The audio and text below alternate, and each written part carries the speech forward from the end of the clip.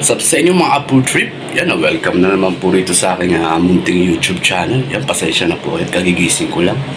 Bago ang lahat, nais ko muna po kayong batiin ng belated Merry Christmas and Advance Happy New Year po. Ang date po kasi natin ngayon ay December 30. Bago ang lahat, time check muna po tayo. Yan, ang oras po natin ngayon ay 9:18 ng umaga.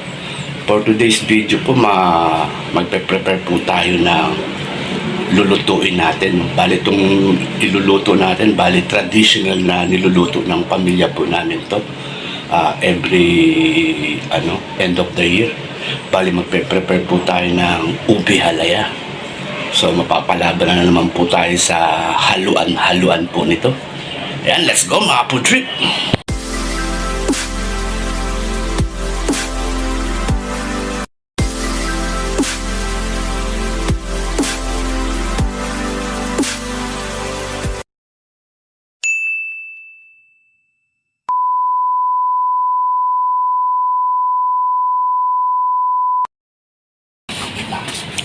Yun mga Apo Trip, start na natin siyang pakuluan at palambutin.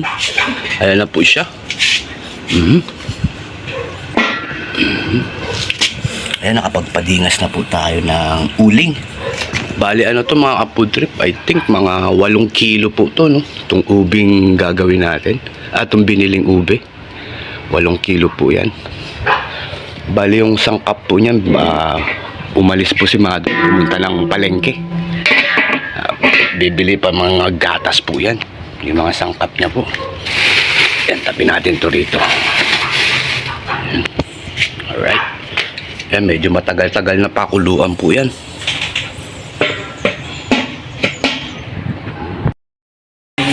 Ayun na nga po mga Apo Trip, dumating na po si Ermats, si Mother, galing po ng palengke.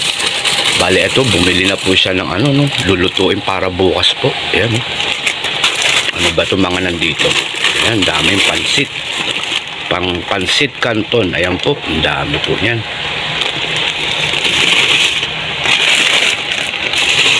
Tapos ito po yung sangkap natin dun sa gagawin nating ube, no? Kailangan maraming gatas. Ayan. Ang dami po yan. Ayan, no? May gatas na malabnaw man, no? Ayan, yung nakalata. Yung nakalata. Ito mga Apo Trip, ito yung gatas na malapot, malabnaw, no? Tapos itong mga nakakarton, ito po yung condense, yung gatas na malapot. Bali nakalista naman na po yung niya, no? Tansyado na po yung sa, tawag nito, sa 8 kilo. Nakalista naman na po yung namin dyan, kung ilang latang gatas na malabnaw at ilang latang gatas na malapot po, no, ang ilalagay. Yan, may kulang po to, dairy cream, tsaka ano bang tawag dito, yung vanilla, mama, vanilla ba yun? Yun ang wala po, no. Bali babalik ulit sa palengke si Mother. So yan, abang-abang na lang po tayo sa mga aganapan mga Apo Trip. Yun, check natin yung pinapalambot nating ube, kung Hindi mo kumukulo eh. Check natin yung pinapakuluan nating ube kung malambot na ba. Check natin. Hey! Ingay! Ayan, check natin. Ayan. Matigas pa mga Apo. Matigas pa siya.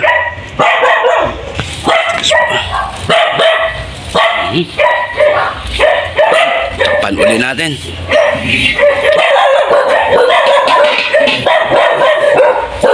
Yan, pasensya na po itong ingay ng aso. So yung mga Apo Trip, meron na po tayong hinango, no?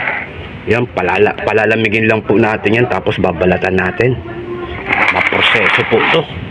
Tapos meron pa po rito, ito hindi pa po ganong malalambot po yan.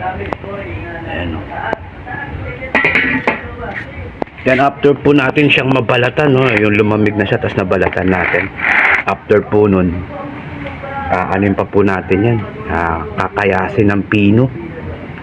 Ano po natin dun sa parang ng cheese. Yan. Yan po siya. Alright. So yun na nga po. Check natin tong huling pinapalambot natin ube, no? Kung pwede na siyang hanguin. Yan. Tanggalin natin to. Yan natin to lagay.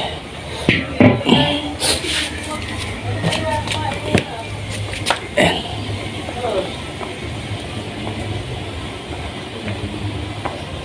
Yan, may part pa siyang medyo matigas eh. Ito, pwede na siguro to hanguin. Yan, hanguin na natin tong isa, mga kapuso. Yan.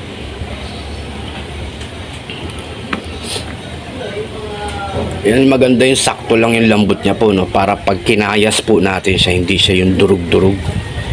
Hindi siya malata. Ito medyo matigas pa to. Tingnan natin. Malambot na to. Ito na lang mga food trip. Itong malaki. Yan, medyo matigas pa yung ibang parte niya, no? Ayan, no?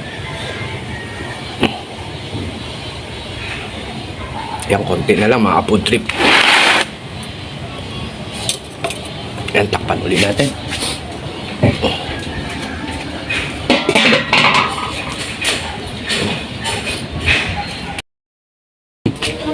Babay daw, oh. May bulilit doon, oh. Ayun, oh. Ayun yung bulilit, oh. Bulilit. Ayan, check na natin to. Hanguin na natin. Baka ma-over palambot siya. Ayan na po. Laki nito. Ito yung pinakamalaki.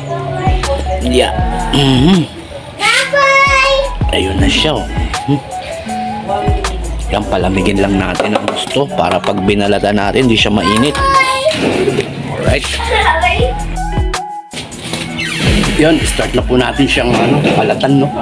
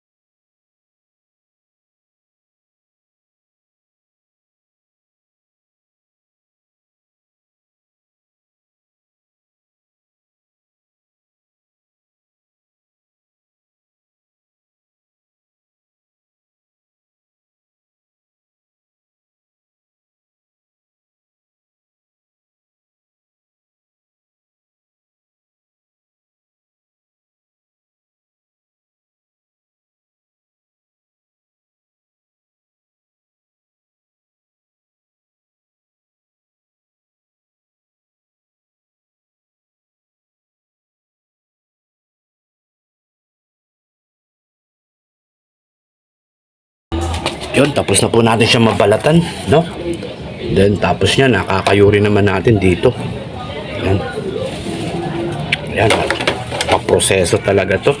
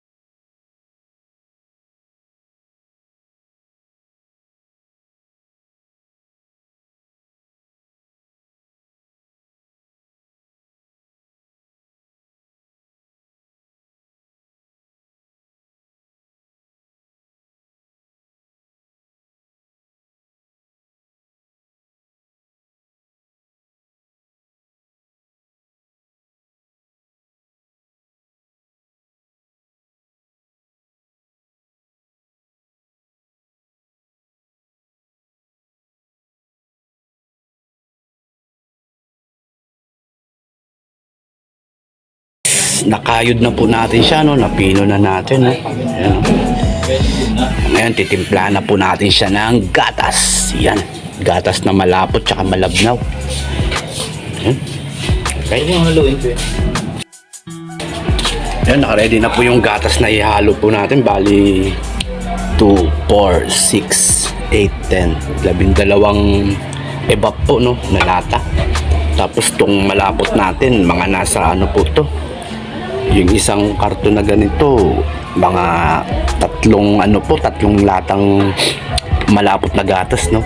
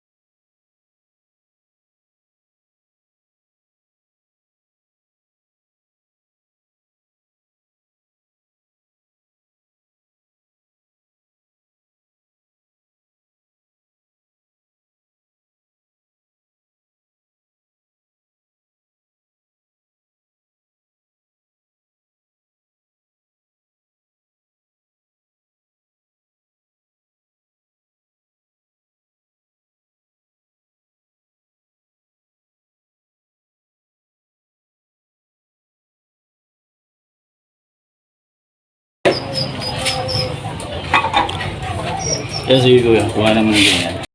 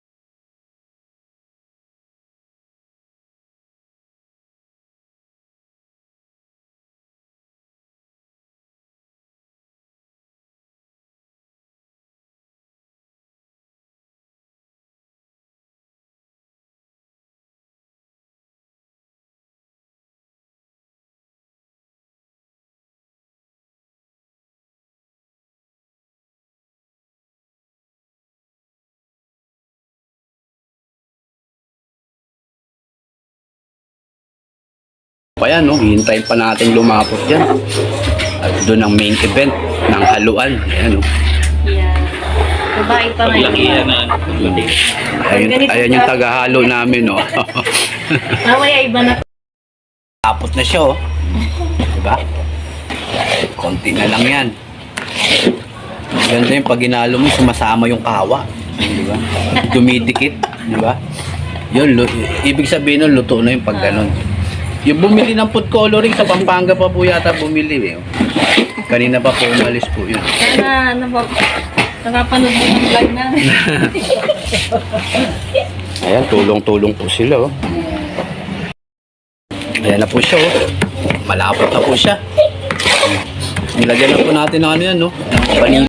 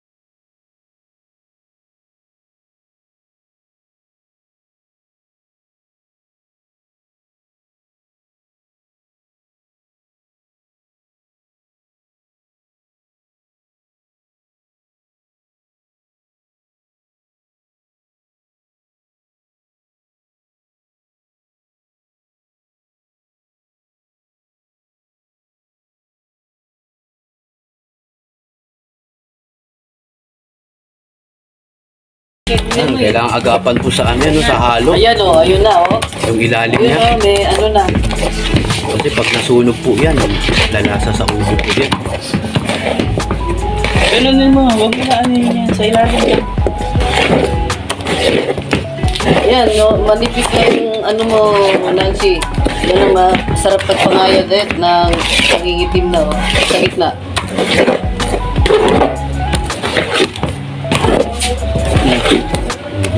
Ano?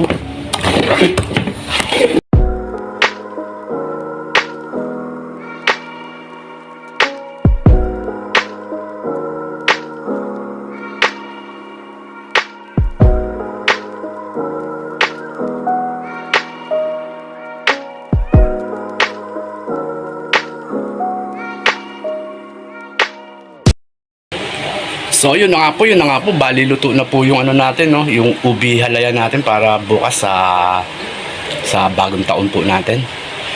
Medyo ano nga lang po talaga pag nagluto ng ubi halaya, masyado lang po siya matrabaho, no. Tsaka nakakapagod po. So yan mga food trip, hanggang dito na lamang muna po ang video natin. Maraming salamat po sa inyong panonood at umabot po kayo dito sa dulo ng aking video. Yan, God bless po sa inyong lahat at palagi po kayo mag-iingat.